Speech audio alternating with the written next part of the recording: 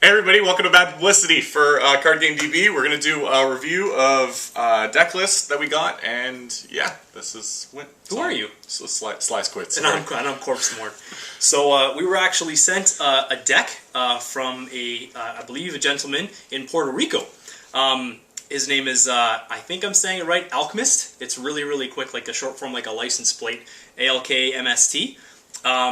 He, unfortunately, in Puerto Rico, he thinks he might be the only person on the island that is actually playing this game. So if any of you watching are from Puerto Rico, get on Facebook and find this guy. Because you're all within, like, that's a really small city? I don't think it's is small. It a city? No. Our geography is awful. They don't teach us anything in Canada. It's no bigger than Cambridge, right?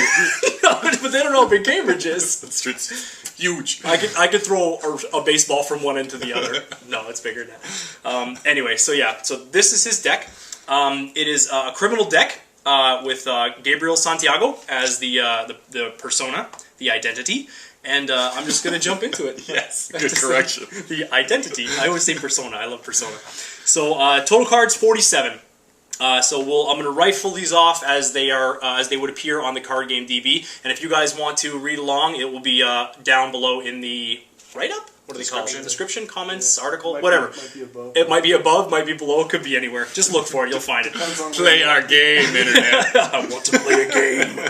Alright, anyway, for events, we've got, starting off, account siphons. He had 2 of those. Emergency shutdowns, 2 of those. Forge activation orders, 3 of those. Inside jobs, 3 of them. Satellite uplink, 2 of those. Sure gamble, 3 of those. Diesel, 2 of those. Vamp, 2 of those. Quality time, 1. Infiltration, times 3. Let's just do the events first, so that way we're not reading. Actually, yeah, that might make sense.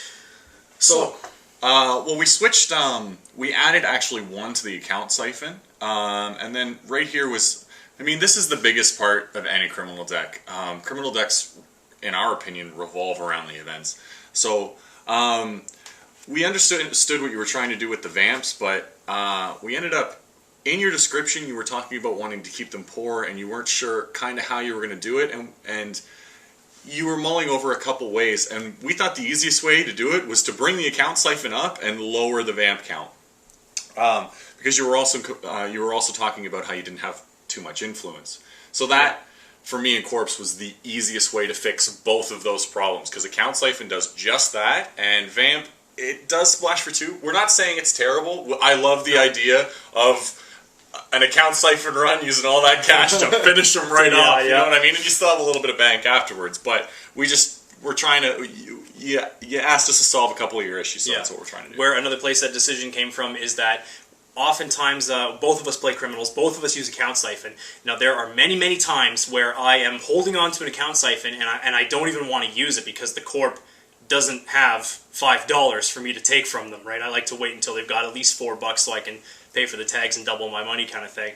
But having Vamp in addition to account siphon might be overkill. You might be holding on to dead cards more often than you'd like to. I think that people are going to disagree. From what I read, I think people are trying to figure out that strategy right now to do the account siphon and the Vamp, because Vamp does just that. If they only have $3, Vamp is great. You spend $3, it gets rid of it. Right? So I can understand where you were coming from, but you asked us to rework your deck, so this is what we do. So this is what we did. Yeah. So where do we get down to next? The satellite uplinks. Satellite uplinks. So yeah, you also included 3 infiltrations. So 3 infiltrations and 2 satellite uplinks is, I think, a little bit much. The infiltrations are good, and Sly pointed this out just before we started recording this here. The infiltrations, in case you don't need to look at anything, you are able to simply redeem the actions or money, however you want to look at it, that you lost by paying it or playing it for its $2, right? More just drawing it. You can, because the drawing it is an action, and then discarding it for 2 is the discard and the draw. So you're not gaining anything from infiltrations, but that's the reason why I love that card, is because it just like you said, if you're not going to use it, you haven't wasted any time on it. You know what I mean? Yeah, that's absolutely correct. And having being able to sneak and peek 3 things per game is actually pretty good, and usually more than enough, because they're really only going to be setting up unless they're playing the shell game, but I mean, that's the shell game anyway. They're really only going to be setting up a few remote servers, and you're probably going to be able to read as to where you'd really want to look, right? You have a feeling when there's a trap there. You have a feeling that they're trying to pull the wool over your eyes and make you think it's a trap kind of thing. That's the time when you use them. Having 7 sneak and peeks in one deck is not necessarily going to be beneficial.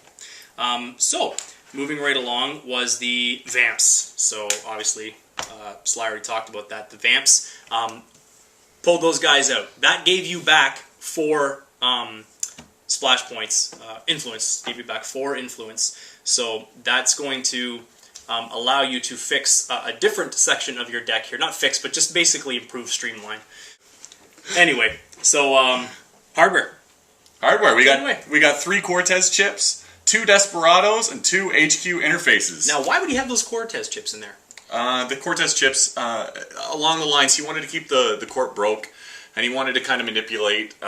He wanted to play his own game. He doesn't want to play the Corp's game. We think. The Cortez chips are good. I mean, I don't know if you play them. I haven't, no. I tried them. I don't use them too much, but I could definitely see the potential in them, and I see what you're trying to do with this deck. So we didn't take anything out here. Actually, we love all this. I would maybe say that the Desperados could be switched for Doppelgangers, but that completely depends on your playstyle. And I'm assuming since you've already picked Desperado, that's your playstyle. So I'm not going to change that one up. That is a fair gamble you just made there. Are you a betting man? Yeah. So yeah, good job on the hardware. HQ interface is, I run 2 actually too. I think that's the magic number. I don't yet, eh? I haven't bothered to even try them. They're so good. I bet they are, but I just watch out with Genteki, because in the wording you can't not access additional cards. So you can't back out after you've hit that first snare. Yeah, you could access your death in one run with that. That's a good way to say it. Yeah. You're welcome. Thank you. Okay, moving into programs. So, this is where we got to add a little bit of love to it because we received back some splash points from removing the Vamps. So, you originally had Auroras, which are okay, but... No, they're not. Well, they're okay if you have to use them. No, they're terrible. Don't use them. Okay. Anyway, we added in 2 Corrodas. Sticking to my guns on this one. I hate them. I literally hate them. Could you scowl? They're like the worst. You should be smiling. They're the worst. I hate them. Can't not smile. So anyway, a couple of Corroders go in there, and those are very efficient icebreakers, and they're great for early game, great for late game, especially with the criminal, because you're going to have tons of cash to pump these things up to break through the most ridiculous walls that are going to be thrown in front of you. Ice that are going to be thrown in front of you. Yeah. Ice walls even. Ice walls, why not? Because it's a Corroder. And they could be pumped up. You don't know this. He's also got 1 Femme Fatale, 2 Imps, 1 Ninja, 2 Peacocks, and 2 Sneakdoor Betas. Yep. The only thing that I don't like is the Peacocks. I just don't find them as efficient, but... We're out of splash, man. Yeah, so I'm not going to bother just cutting all your stuff and making it my deck, but I run Gordian Blade over that. I know a lot of people do too. And the only thing that is kind of weird in here that I think that you're trying to try is your Imps, which, I mean... Can't argue with it. That's one of the best cards in the game. It's a sound strategy, and nothing it's probably sucks worse than somebody trashing the next piece of ice that you're going to be drawing. The one you really need too. Especially in a deck. I only run 12, so when somebody's just like, "Oh yeah, I'll get rid of that girl katana," I'm like, "Oh, you can go too." Yeah. The worst is when you're holding on to that one thing. You're like, "Oh, I can't wait till next turn when I'm going to put this down." Even if they access it, it doesn't make any difference. They'll never trash this. It trashes for flying. Yeah, that's how they sound inside their heads. But yeah, listen, you're going to be feeling my pain soon if you haven't used this, because I have Peacock still in my deck, and my goodness, are they awful. Not awful, they work, but they cost you a lot of money. It's an arm and a leg to break through a lot of really common stuff. So Sneakdoor Betas are great, I mean, for obvious reasons, but I think the best thing that Sneakdoor Beta adds, especially in a Gabriel deck, is it makes the Corp want to spread really thin, so that's going to spread their ice among all of their servers is what I mean. But that's kind of a game that Gabriel plays, and it goes perfect into the game that you're trying to play with making them play your game. I said game a lot. You did. Many times. I hope you followed. But it's okay.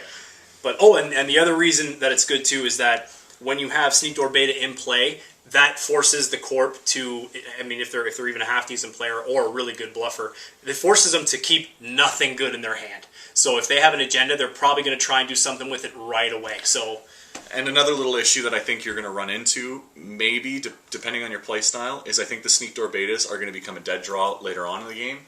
You're going to really want them early game because you are running a lot of other programs. So that's going to be something that you're going to have to play with. There's no real way to fix it just by swapping out cards other than just, seeing how much memory you're going to have at the end of the game and building your rig based on that. That's what I like to do, but it looks like you're going a little more, you're taking it closer to the chest with that, but that's the only thing that I think is going to be an issue. I think the Sneakdoor betas are going to be rock stars at early game and then be trash later game, and then the draws are going to be dead draws. But yeah. So moving right along into the resources, last portion. So Armitage Codebusting, 3 of them, awesome. It's right now it's kind of the best you can do for that sort of accessing a trickle charge kind of thing. I don't know what you really call it, but I use them. I think most people use them because you just kind of like when you got nothing to do, just clean off Armitage, right, and you fill up your bankroll. I think the best way to play Armitage is not to rely on it. It's really nice to have it in play with like 4 tokens, and then after you get traced, the corp trashes it, and I'm just like, yes. In my head, what a waste of time. And then we got 2 bank jobs, and then we got 2 decoys. Well, you originally had 2 crash spaces. Crash space is good, and I can see why you had it in there because you had the 2 vamps and the 2 account siphons, and you really wanted to get rid of the tags. But I don't really think you have to rely on that. I think you need to be more focused on having like a little bit of defense from an aggressive tag, not tags that you give to yourself. You can always mitigate those tags just by paying the money you gain from account siphon. You don't necessarily need crash space.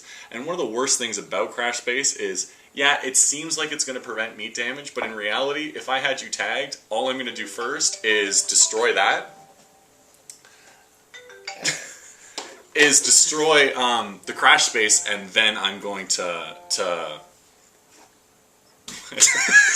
Let's just phone on the ground. It's just sitting there shutting it off. I couldn't shut it off. I put it on silent. All right. The crash spaces, all they're going to do is give you the tag. They're going to trash crash space, and then they're going to scorched earth you. So the decoys are good because they prevent 1, right? Yeah. Each decoy trash them. 1. Yeah, you trash them and then you can prevent 1. So you're looking at things like Sea Source, which is going to be in a really aggressive way to give you that tag, because nothing worse than getting Sea Sourced and then scorched your second turn, or Sea Sourced and then you haven't run into that. There is something worse. What? It's when somebody puts a breaking news down, puts a token on it, then ends their turn, and the next turn they score it, give you the 2 tags, and then immediately start trashing your resources or scorched you, right? But that's in the same vein. That's one of the other aggressive ways to give you the tag. So you gotta, I don't know. It's this for that. I just personally think decoys are better. And the only other thing that I might say you might want to work around is maybe just taking out 1 Armitage Codebusting and putting in the 3rd bank job. Or he's only at 47 cards too. He could just simply add the other bank job. I don't know if I'd add. If anything, I'd want to subtract down to 45. But that comes down to playstyle. We don't want to completely scrap your deck and start a new deck. We want to try to work with the decks that you give us, and we're going to try to keep them as close to what you built as possible, and we're going to try to understand why you had cards in, and try to give you a little bit in it. Yeah, how we think. This one was nice because you sent us a little write up as to what you wanted to do with it, which is really cool. That's always the best. A lot of guesswork out of it for us, and allowed us to keep it as true to what you wanted as possible. So yeah. So anyway, thanks for the deck. Yes, thank you very much, guys. Keep running. Keep on keeping on. That's the saying, right? Keep on trucking. Friggin' parents.